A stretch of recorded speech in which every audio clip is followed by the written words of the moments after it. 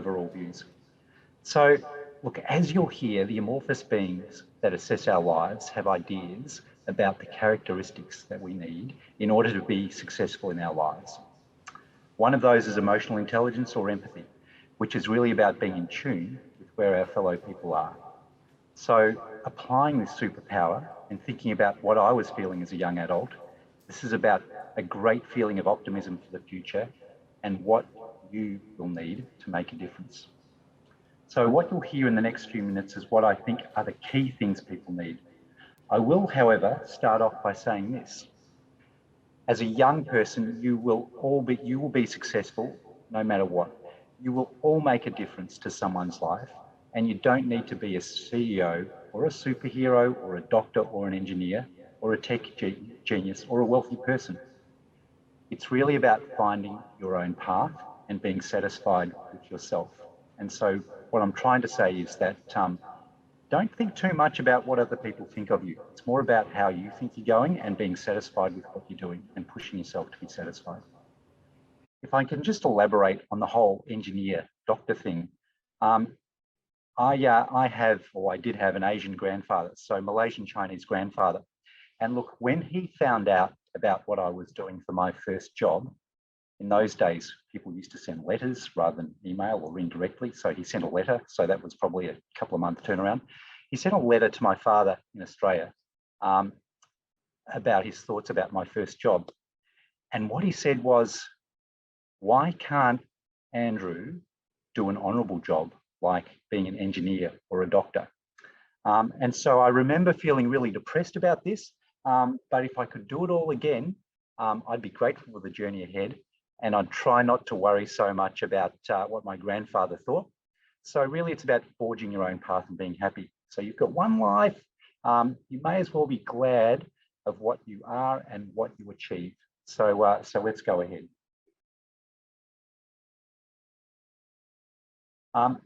So now I'm not sure that you can actually see slides.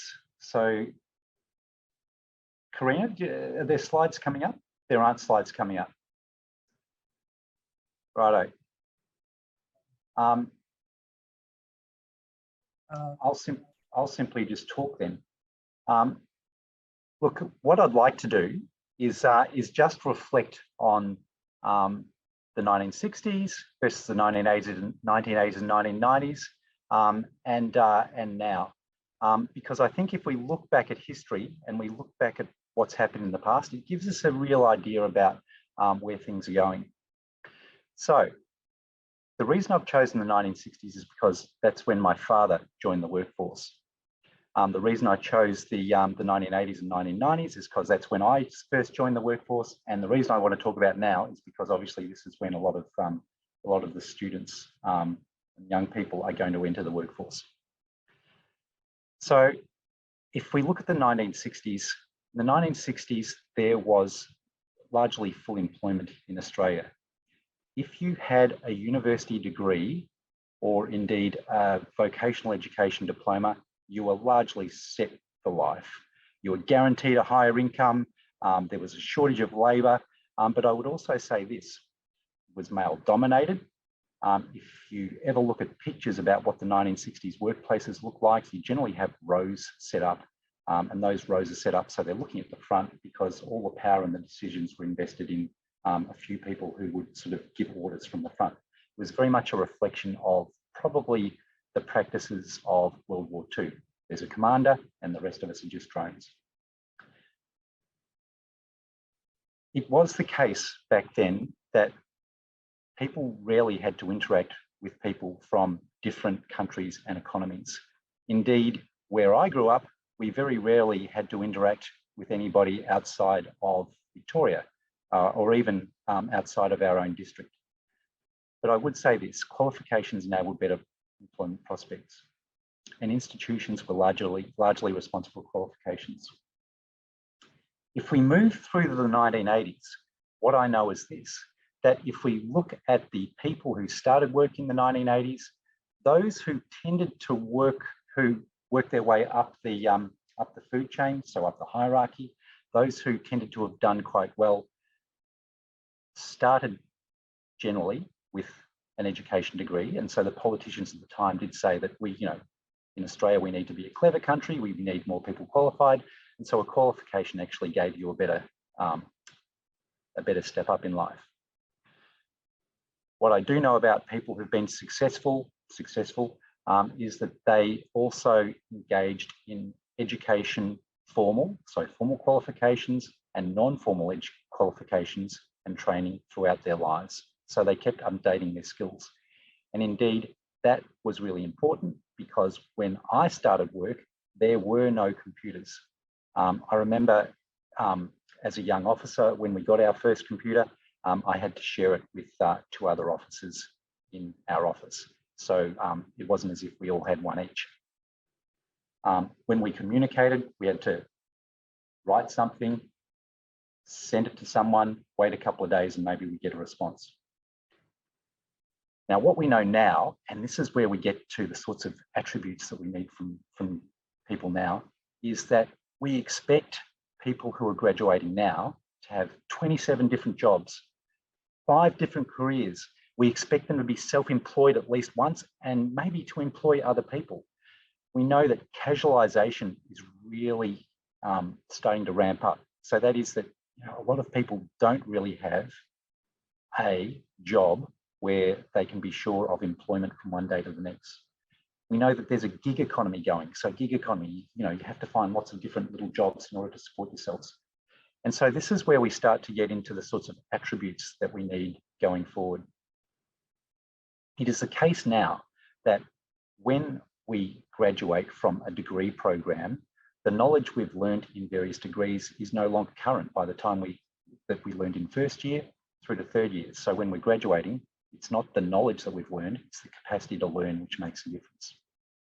We're faced with technology that is evolving exponentially, which is really exciting. We know that the Internet of Things, so the information that comes through to us as workers is almost paralysing. We know that artificial intelligence is evolving at an exponential rate, and we know that work is now globalised. So what I'm going to do now is quickly take you through the sorts of things that we're starting to see employers want. And I will say this, that I am the father of an 18-year-old, and artificial intelligence has worked out that I'm the father of an 18-year-old. And so I'm actually getting ads pushed through to me, not from CQU or Swinburne or Monash, through the thought that I'll be able to influence my daughter's choices. I'm getting pushed through ads from employers saying that they want young people who do not have a university degree because they want them to start working with them, and then they will match them into a degree program or a vocational program in order to assist their employability. So it's very different now to what we're starting to see trends now that are quite different to what they are.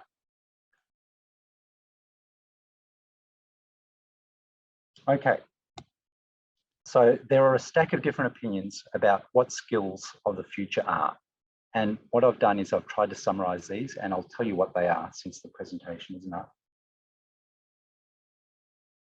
Cross-cultural communication skills are increasingly important. So globalization, so international commercial awareness, collaboration, adaptive thinking, emotional intelligence, resilience, and learning. So cross-cultural communication skills, collaboration, the capacity to adapt, emotional intelligence, resilience, and learning.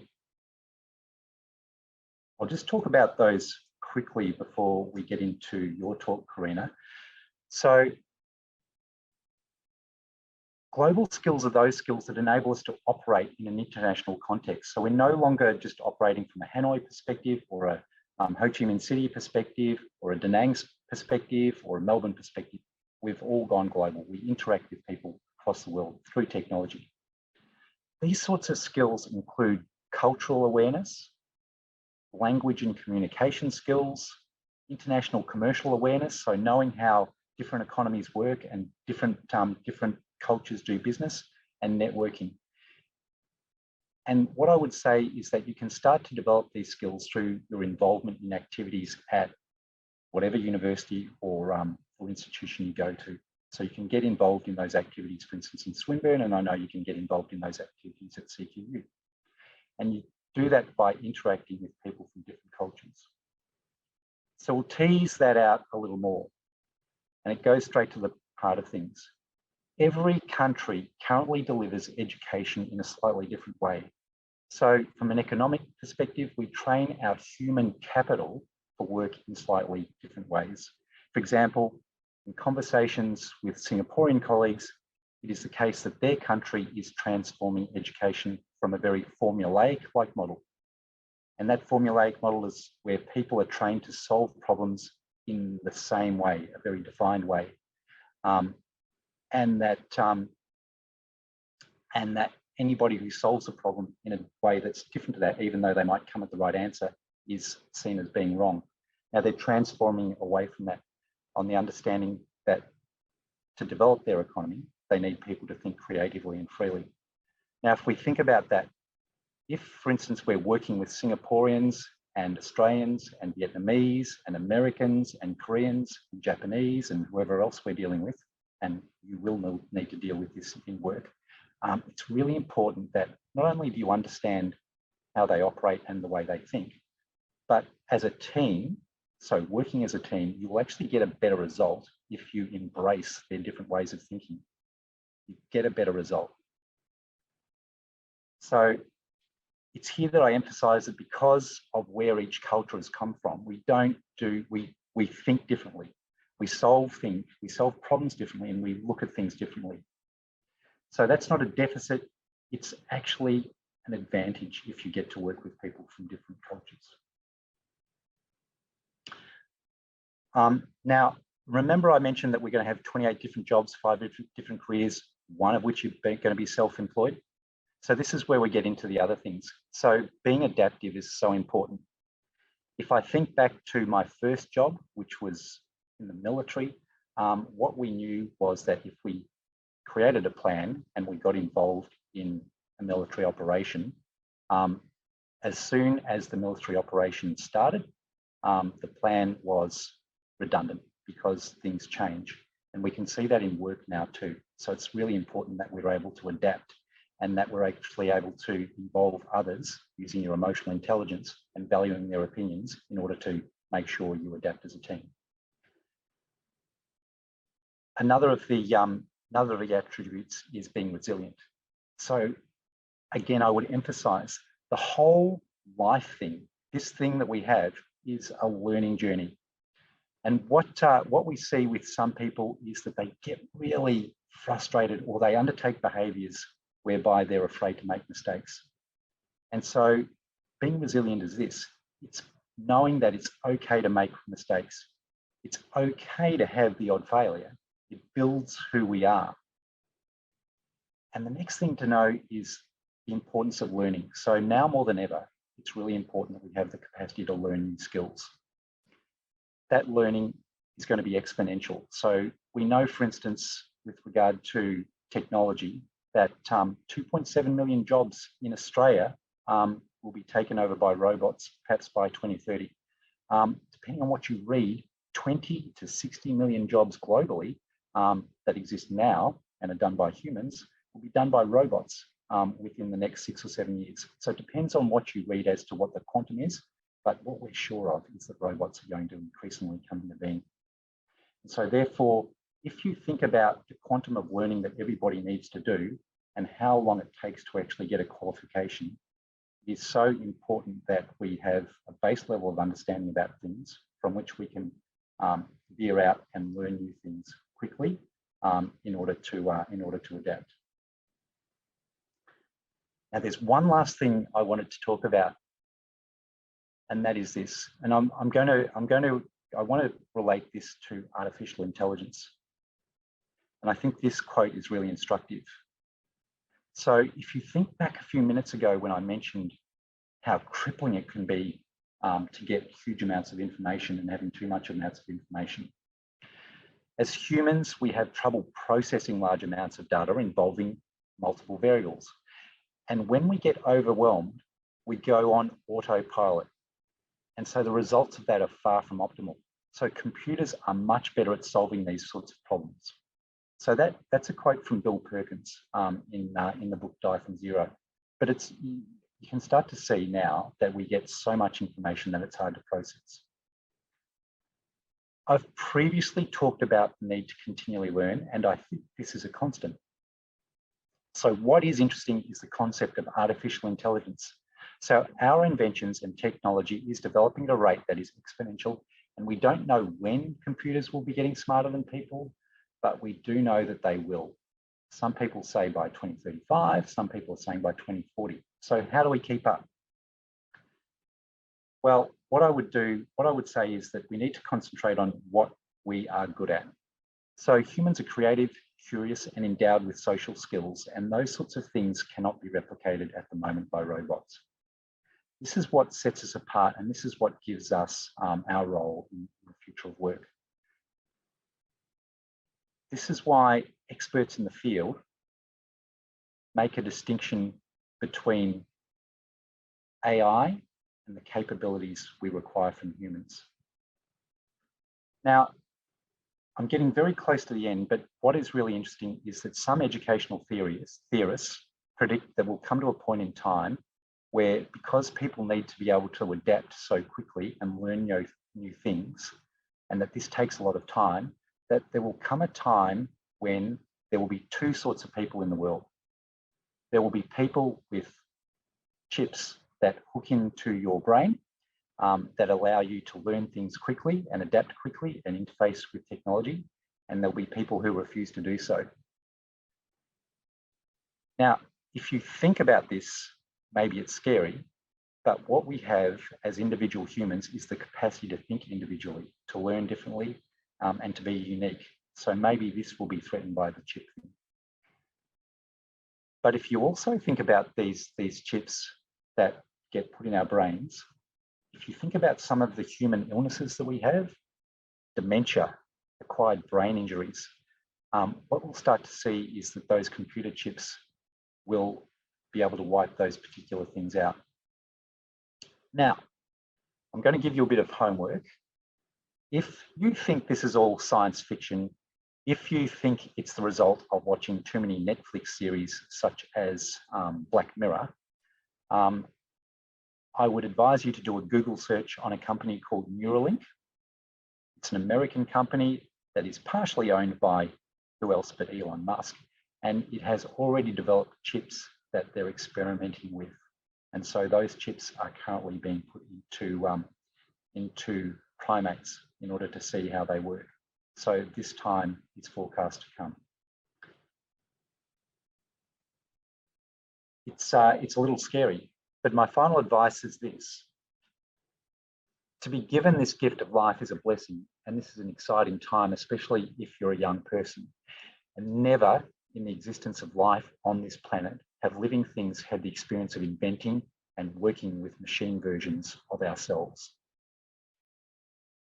The skills I would encourage you to develop are global skills, learning about other cultures, being able to work with other cultures, embracing those other cultures.